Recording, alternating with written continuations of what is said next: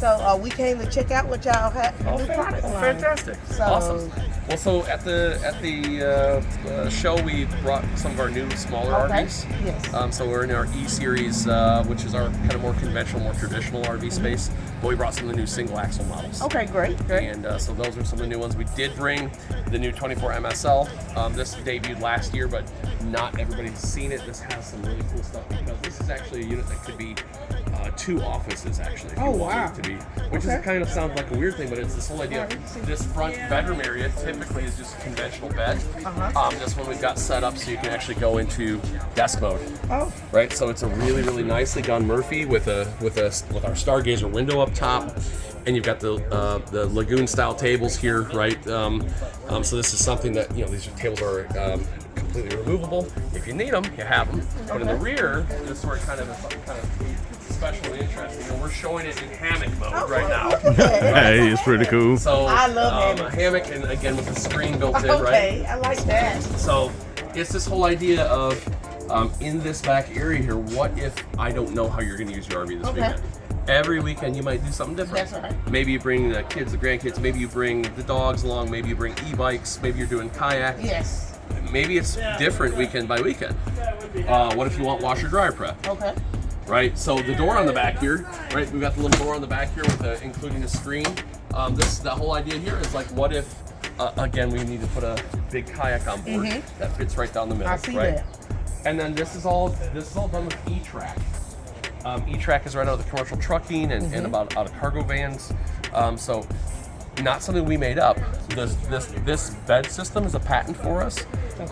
Something we're working on again, making it so that you have these basically fully removable columns. Okay. So those actually latch into the rooftop here and into the floor.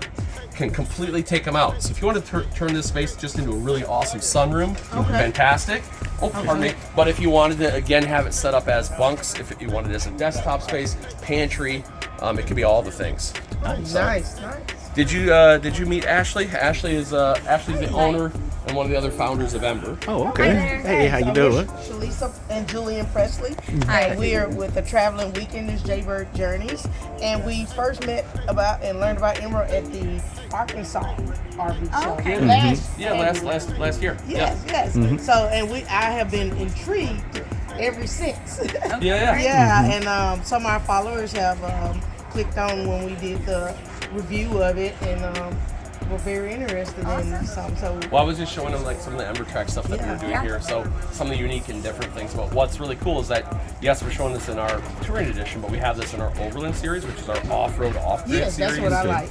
And then we also have it in our E-Series. E stands for Essentials. Essentials. So basically, all the camping essentials. A lot of other manufacturers, when they introduce kind of new product or lighter product, smaller product, and less expensive product, they take a bunch of features out.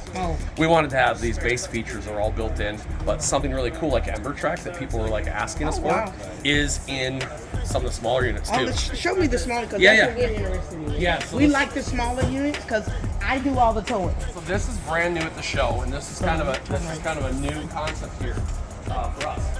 We got asked to do little couples coaches, right? So solo travelers, couples, small coach. This is a new rear bath unit. So one of the things we did on this one is we made it so you have kind of big outside cargo space, right?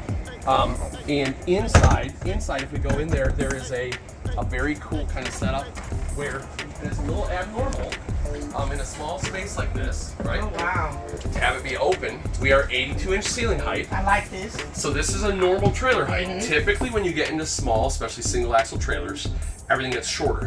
So you'd be at 78 inches in here, 4 inches shorter, which means a shorter slide box, which means now even people who are shorter, like me, they would come into this headroom and then you don't have it. So what you'll see is they'll not have overhead cabinets. Everything gets shorter, so you start losing storage. So it's all that overhead storage that we typically get. Like even here, everything gets more cramped. Now, we did go with as big of an awning as we could, so that's why there's no window on this side. The awning leg is there, but you have a big window on this side, and then you have headboard kind of setup.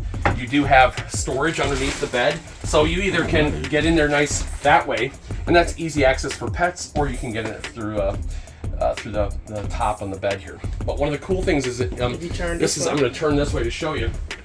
The bathroom here is nice the way it's set up, But we also have this cool thing where we said, hey, what if we make the access? What if we make it pass through? I'm gonna jump in the bathroom. I'll show you. Wow. So from the inside here, right? We have there it is. Pantry space, right? And then we have the shelves that come down like so.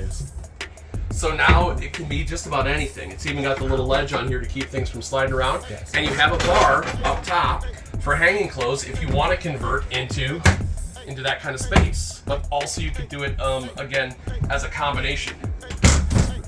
That is nice. Trying to use every square inch of a small camper. Yeah.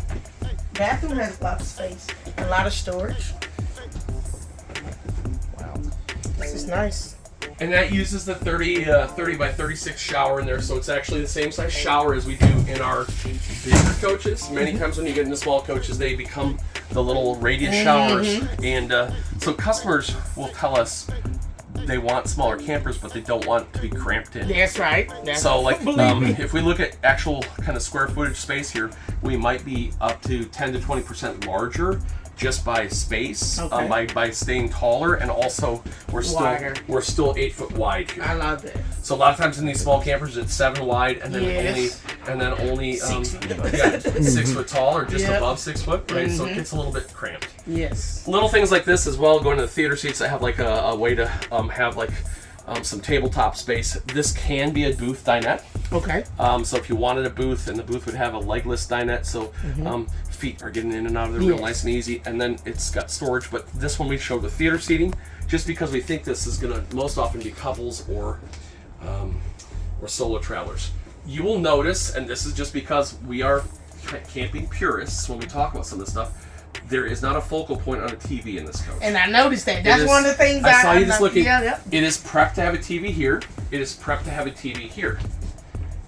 So you could do it, but we're gonna say maybe you don't necessarily need it. A lot of times in a small coach like this, if you got an iPad or you got your phone, that might be your entertainment device that you're using, right? And maybe you don't need the TV. It's prepped. It's ready to go for that, but maybe you don't need it. And I'm glad you brought that up, because we were just talking. I don't even use the TV. I was like, why do we have a TV in here? So it's a thing. And we get a lot of people who ask about it, like, they'll say, well, where's the TV? Just like, I'll tell you, I have no outside speakers on any coach I've ever built. All right. This is a discussion from a design standpoint of, do I want radio or stereo blasting? Through bad speakers, by the way. I know. Do I want that blasting in the campground? No. It's just like all of our awning lights, right? We have it on a dimmer switch. Okay, good. These are all things that we are concerned with, like, let's make it so we're a little more polite when we're out there camping with our other friends. If we do go to a campground, right? And if we're going to go out and disperse camping, we want to be able to control that as well. Yes, because we don't want to, even the nature be here now. We just want to go maybe a little quieter and be able to enjoy it, right? This is a true 60 by 80, so residential queen bed. Okay, I love that. We just wanted to show that space, that you actually have a good amount of space. But this one is a brand new model. Okay. This is the 18 RVE, so it's in our E-Series. We call our single axle Spark. Okay, what's the weight? The weight on this one, just so I don't misspeak, let me grab the weight really quick off the card here. We are looking at unloaded vehicle weight on this 4,235 pounds. Okay. Total length on this 21 feet 10 inches. Okay, that's what we got now. Hitch weight 545 pounds. Okay. Now I'll tell you, we are always a little heavier on our hitches than many other manufacturers because we do include a 300-pound accessory receiver frame integrated in the back. Right. What that means is if you're going to bring the bikes along or the cargo, I want to make sure that when you add that weight there, that you don't take it off the pin too much off the hitch. So that's why we go a little hitch heavier. And people ask about that sometimes. We feel like that's the safe way to go. And what about your tires? What type of tires are you using? So we have Goodyear Endurance tires on this, so made in the United States. Okay, great. Load range and 10 ply. So are they trailer tires or light trucks? So on this series it is ST, so special trailer. But I will tell you the Endurance gets really fantastic reviews. Okay. It's actually the most commonly replaced tire. Okay. I was involved with the development of that tire, so I'm a big fan of it. So it's got a special tread pattern. It's got a rigid sidewall. It's something really great for trailering. Okay. Not all trailer tires are built the same way. Yes. This one's one of the only ones that's made in the U.S. Okay. So we like that because it's manufactured down in I think Alabama and North Carolina are two facilities where they build it out right now. But we like that tire when we go to our off-road series. On our Overland series, we do use light truck tire. Okay. Because that's an off-road tire. Yes. But that's also a Goodyear. Okay. We're a big fan of using the Goodyear I like tires. Goodyears too. Yeah. All right. Well, it's something you'll have on your truck. Yes. Sometimes you go to an RV show and there's, some RV brand that you've never heard of, and then you kind of have to scratch your head a little bit, like, what is this exactly?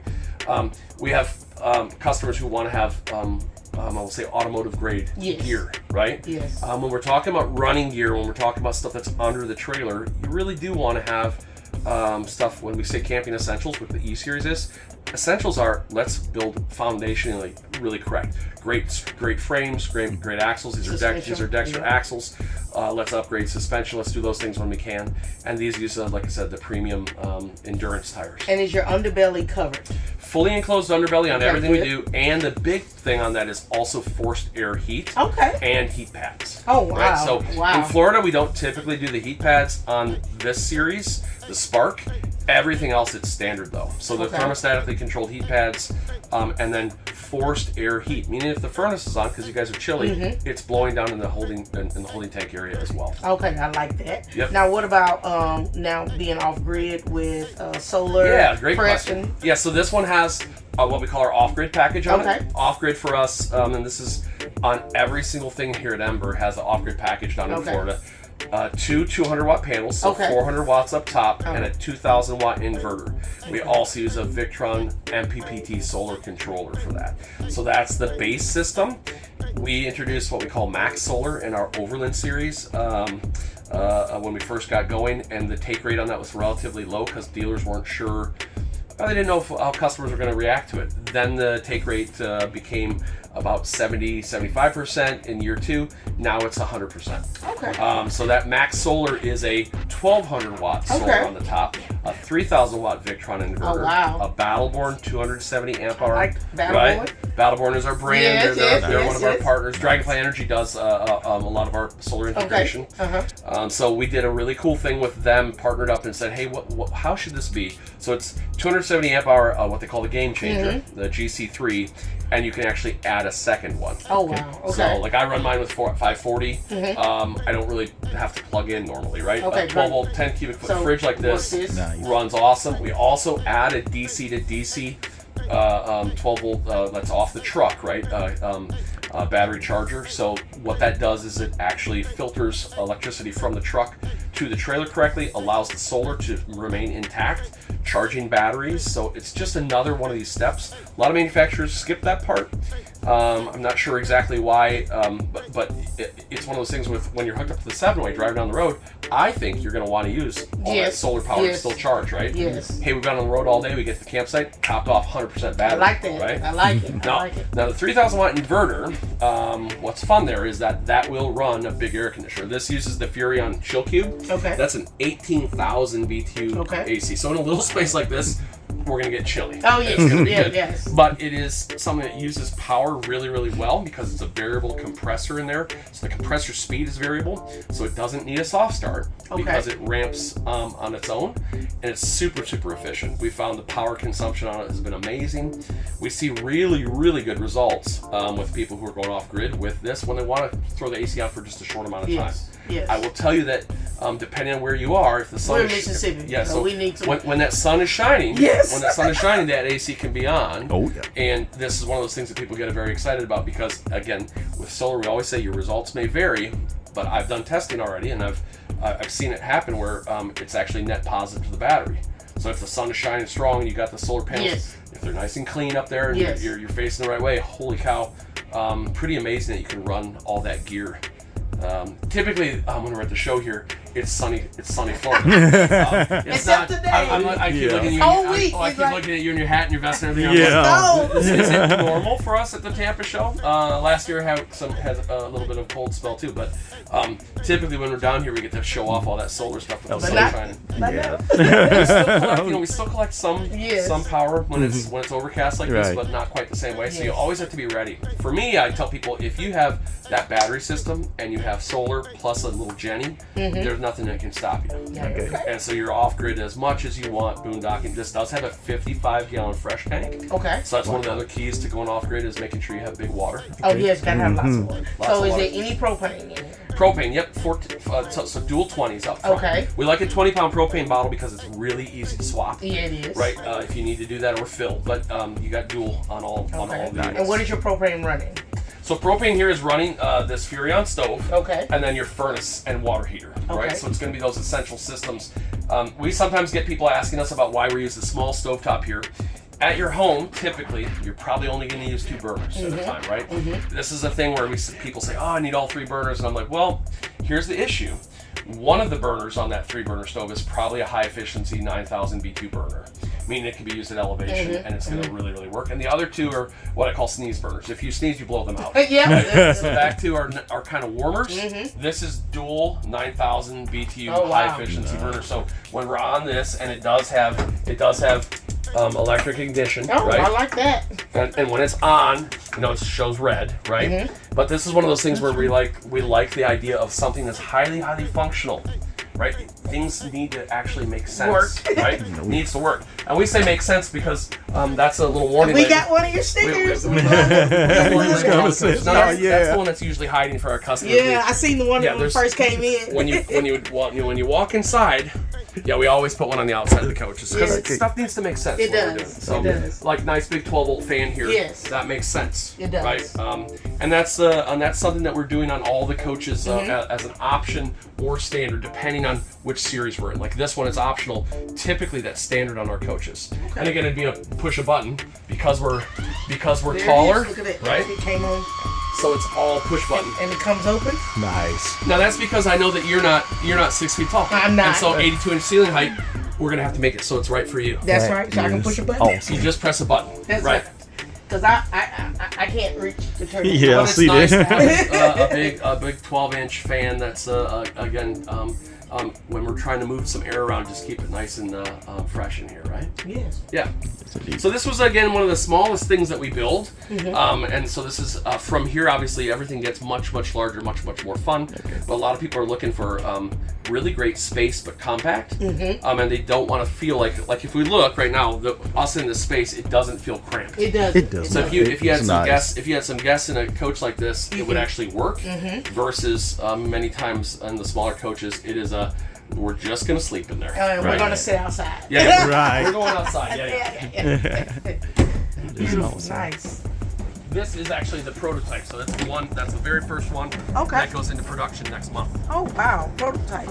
Okay. Make sure to be on the lookout for our next video from the 2025 Florida RV Supershow.